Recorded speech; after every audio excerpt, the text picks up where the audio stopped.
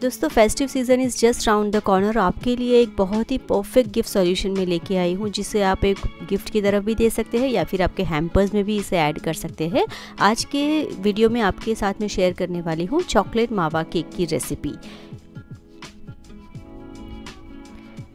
तो last month जब मैंने मेरे मावा केक की रेसिपी शेयर की थी, मुझे इतना सारा रिस्पांस उसका मिला था। आप देख सकते हैं 1300 के करीब उसके व्यूज़ थे, 90 के करीब मुझे उसके वॉच आवर्स मिले थे और सब्सक्राइबर्स 150 प्लस थे। तो ये रेसिपी इतनी हिट थी कि मैंने उसको थोड़ा वेरिएशन में बनाने के लिए चॉकलेट के साथ थोड़ा एक्सपेरिमेंट किया और आज हम बनाएंगे चॉकलेट मावा केक। तो सबसे पहले प्री हीट करने के लिए अवन को रख देंगे 180 डिग्रीज़ पे और सारे बेसिक इंग्रेडिएंट्स मैंने लिए हैं, जैसे कि मावा, आटा, शुगर और थोड़े से डेकोरेशन के लिए पिस्ता और काजू के फ्लेक्स। तो ये जो रेसिपी आज हम बनाएंगे ना, वो आपको देगी 250 ग्राम्स का केक। तो सबसे पहले हम इसमें डालेंगे मावा जो है 25 ग्राम। सारे के सारे इंग्रेडिएंट्स मैंने ऑलरेडी मेंशन किए हुए हैं क्वांटिटी वाइज, तो आप उसे देख सकते हैं। तो मावा जो था वो मेरा अनस्वीटेंड मावा था, जिसमें मैंने मिला दिया है कर्ड और उसके बाद रूम टेम्परेचर पे रखा हुआ बटर। सारे के सारे इंग्रेडिएंट्स मैंने रूम टेम्परेचर पर ही रखे थे। अब आती है बारी हमारे पाउडर्ड शुगर की। तो पाउडर्ड शुगर में लम्ब्स है, इसलिए मैं उसको क्या करूँगी, सीव करके डालूंगी। तो आपको अच्छे से इसे सिफ्ट कर लेना है। अब सब कुछ आपको अच्छे से मिला लेना है। तो यहाँ पे मैं विस्क की मदद से सारे के सारे इंग्रेडिएंट्स को अच्छे से मिला रही हूँ।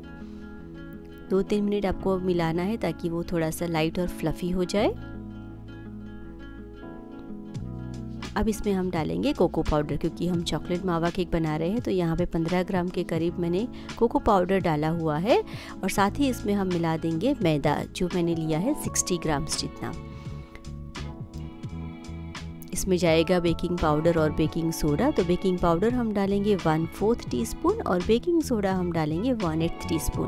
और साथ में ही मावा का फ्लेवर और एनहांस करने के लिए हम इसमें डालेंगे कार्डमम यानी कि इलायची का पाउडर 1/4 टीस्पून। एक बात आप ध्यान रख सकते हैं कि यहाँ पे आप 1/4 टीस्पून जितना मावा एसेंस भी डाल सकते हैं। अगर आपको मावा का फ्लेवर थोड़ा सा और चाहिए तो आप इसमें एसेंस डाल सकते हैं। मैंने अभी नहीं डाला है, लेकिन ये बिल्कुल ऑप्शनल है, आप चाहे तो उसे ऐड कर सकते हैं। अब यहाँ पे मैंने लिया हुआ है वार्म मिल्क, जो मैंने टोटल डाला हुआ है 50 ग्राम्स। पहली बार में मैंने पहले 30 ग्राम्स डाला था। मिक्स करने के बाद जब लगा कि बैटर थोड़ा सा गाढ़ा है तो मैंने 20 ग्राम और इसमें डाला था। आप आपके मैदे के नेचर के हिसाब से कंसिस्टेंसी एडजस्ट कर सकते हैं। कुछ आटे जो होते हैं वो ज़्यादा लिक्विड सोक करता है, कुछ आटे कम लिक्विड में भी बन जाते हैं। तो आपको आपकी कंसिस्टेंसी ऐसी रखनी है कि आपका जो विस्क या फिर स्पैचुला है ना, वो आराम से आपके बैटर को हिला सके। तो हमारा ये बैटर रेडी है। तो सबसे पहले मैं क्या करूँगी, इसका टोटल वेट निकालूंगी। तो यहाँ पे मैंने वेइंग स्केल ले लिया है और जो टोटल वेट है मेरे बैटर का वो है 280 ग्राम्स। मतलब कि अगर बेक होने के बाद वो 250 ग्राम्स का मुझे केक देगा। तो आप इस तरह के एल्यूमिनियम फॉइल में एक लोफ बना सकते हैं 250 ग्राम्स का, या फिर मेरी तरह इस तरह के 2 छोटे 100 ग्राम के जो मैंने लोफ टीन आते हैं ना, loaf bake and serve mould, उसमें 105 ग्राम्स का बैटर डाला है 2 में। और इस तरह से मैंने इसको डिवाइड किया है, मतलब कि 210 ग्राम्स मैंने 2 लोव्स में डाला और बाकी का जो 70 ग्राम्स बैटर मेरे पास बचा था ना, उसको मैं एक कपकेक लाइनर में डालूंगी ताकि मुझे एक छोटा सा मफ़िन भी मिल जाए। क्योंकि बैटर कम है तो मैंने तीसरा वाला 100 ग्राम वाला मोल्ड नहीं लिया है, तो मैंने एक मफ़िन बना दिया था इससे। तो मैंने 280 ग्राम्स डिवाइड कर दिए हैं 2 छोटे 100 ग्राम वाले मोल्ड के अंदर और एक छोटा सा मफ़िन बनाने के लिए। तो सभी चीज़ों को हम क्या करेंगे, अभी बेक करने के लिए डालेंगे, उसके पहले उसे थोड़ा सा सजाना पड़ेगा। तो यहाँ पे पिस्ता और आलमंड फ्लेक्स मैंने ले लिए हैं। पिस्ता फ्लेक्स कैसे बनाते हैं वो आप आई बटन दबा के वो वाला वीडियो देख सकते हैं। अगर आपको आलमंड फ्लेक्स बनाना सीखना है तो मुझे कमेंट सेक्शन में बताइए, मैं ज़रूर आपके साथ वो मेथड भी शेयर करूँगी। तो थोड़ा सा लाइटली आपको प्रेस कर देना है ताकि आपके फ्लेक्स जो है आपके बैटर के साथ चिपक जाए।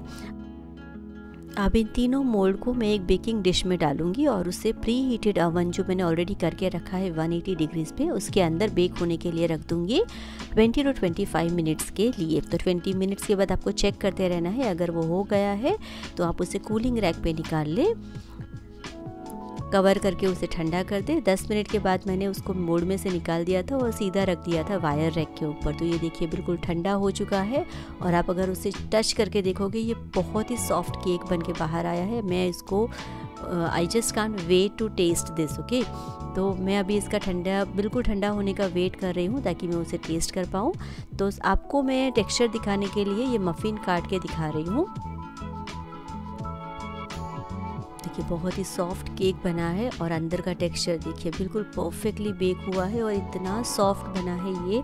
और मावे के साथ चॉकलेट का टेस्ट मतलब बहुत ही यूनिक रेसिपी है। मैंने इंटरनेट पे भी चेक किया था, किसी ने भी चॉकलेट मावा केक अभी तक नहीं बनाया है।